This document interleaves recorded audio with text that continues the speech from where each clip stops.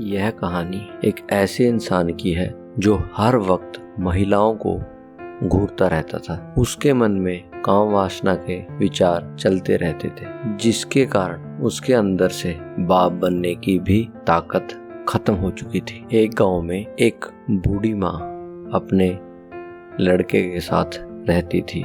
उस लड़के का नाम मोहन था। गांव की लड़कियां और महिलाएं मोहन से हर वक्त परेशान रहती थी। वह हर वक्त उन लड़कियों और महिलाओं को घूरता रहता था। वह हर वक्त काम वासना के बारे में सोचता रहता था। गांव की औरतें जब भी तालाब में नहाने जाया करती थी तो वह उन्हें छुप छुप के देखा करता था। जब गांव की औरतें मोहन की माँ से मोहन की शिकायत करती थी तो मोहन की माँ उल्टा उन महिलाओं और लड़कियों को ही डांट देती थी। उसकी बूढ़ी माँ सोचती थी कि इसकी शादी कर दूंगी तो शायद यह सुधर जाए। एक बार मोहन की माँ को दूसरे गांव में काम पड़ गया और वह उस काम की वजह से दूसरे गांव चली गई। तो उसको आते वक्त देर हो गई क्योंकि गर्मी का मौसम था और वह रास्ते में आते आते दोपहर हो गई और वह एक पेड़ के नीचे आराम करने के लिए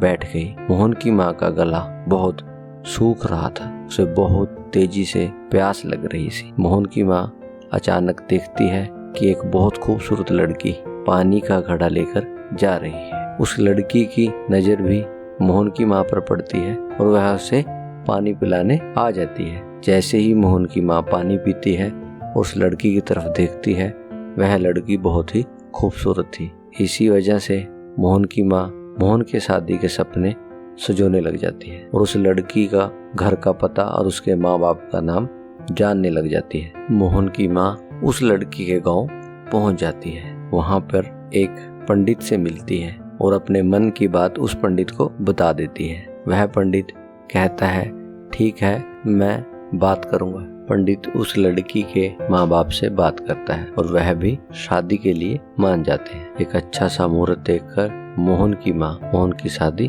करा देती है। लेकिन शादी के बाद भी मोहन की काम वासना कम नहीं होती। शादी के 1 साल बाद मोहन की माँ बहुत पछताती है क्योंकि 1 साल के बाद भी मोहन की माँ को उसे दादी बनने का सुख नहीं मिलता। वह अपनी बहू को लेकर वेदों और हकीमों के चक्कर काटने लग जाती है, लेकिन कोई फायदा नहीं होता क्योंकि सभी वैद और हकीम कहते हैं कि आपकी बहू को कोई बीमारी है ही नहीं, आप अपने बेटे को क्यों नहीं ले आते, क्या पता आपके बेटे को कोई बीमारी हो। यह सुनते ही मोहन की माँ मुंह बना लेती है और गुस्सा होकर चली जाती है। मोहन की माँ छोटी छोटी बातों पर अपनी बहू को ताने देना शुरू कर देती है। मोहन की बहू यह ताने सुन सुनकर रोती रहती और सोचती रहती कि शायद मेरी किस्मत में बच्चे हैं ही नहीं। तभी मोहन की माँ को पता चलता है कि गांव में महात्मा बुद्ध ठहरे हैं। तभी वह मोहन को और उसकी बहू को लेकर महात्मा बुद्ध के पास पहुंच जाती है। सभी लोग वहां अपनी अपनी बारी पर महात्मा बुद्ध को अपना दुख बता रहे होते हैं। तभी मोहन की माँ की बारी आती है। मोहन की माँ जोर जोर से रोने लग जाती है। महात्मा बुद्ध उसे चुप कराते हैं और कारण पूछते हैं कि आप क्यों रो रहे हो। तभी मोहन की माँ कहती है कि मेरी जिंदगी में दादी बनने का सुख नहीं है। मेरे लड़के मोहन की जो बहू है उसकी किस्मत में बच्चे है ही नहीं। तभी महात्मा बुद्ध कहते हैं कि यह आपको किसने कहा कि आपके लड़के की बहू की किस्मत में बच्चे नहीं हैं। मोहन की माँ कहती है कि मैंने इसे कई वैद्य और हकीमों को दिखाया, लेकिन उन्होंने कहा कि आपकी बहू को कोई बीमारी है ही नहीं। तभी महात्मा बुद्ध बोलते हैं कि इससे तो यह सिद्ध नहीं होता कि आपकी बहू कभी माँ नहीं बन सकती। महात्मा बुद्ध ने जब मोहन की तरफ देखा तो उनको वक्त ही नहीं लगा यह समझने में कि रोगी कौन है, क्योंकि जब महात्मा बुद्ध ने मोहन की तरफ देखा तब भी वह औरतों और लड़कियों को घूर रहा था। तभी महात्मा बुद्ध ने मोहन की माँ से कहा कि आपने अपने लड़के को किसी वैद्य या हकीम को दिखाया है।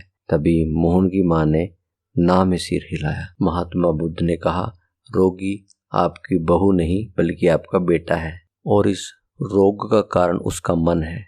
यह हर वक्त अपने मन में गंदे विचार रखता है। इसके मन में हर समय काम वासना भरी रहती है। जब महात्मा बुद्ध मोहन के बारे में बता रहे होते हैं तब मोहन घबरा जाता है और महात्मा बुद्ध की तरफ देखता है। महात्मा बुद्ध कहते हैं कि इसने अपने गंदे विचारों के कारण अपने अंदर संतान पैदा करने की शक्ति को खो दिया है। इसका कुछ नहीं हो सकता। यह सुनते ही मोहन भगवान महात्मा बुद्ध के चरणों में गिर पड़ता है। तभी महात्मा बुद्ध उसको एक उपाय बताते हैं और जो महात्मा बुद्ध मोहन को कहते हैं वह करता है और थोड़े ही दिनों बाद मोहन ठीक होने लग जाता है। फिर मोहन को संतान भी पैदा होती है। दोस्तों, बहुत से लोग हैं जो अपने मन में काम वासना के बारे में सोचते ही नहीं और गर्मी के कारण उनके शुक्राणु खत्म हो जाते हैं, जिसका हर्जाना आगे चलकर औरतों को उठाना पड़ता है। अगर आपको यह कहानी अच्छी लगी है, ऐसी और भी कहानियाँ सुनने के लिए प्लीज़ हमारे चैनल को लाइक और सब्सक्राइब करें। धन्यवाद।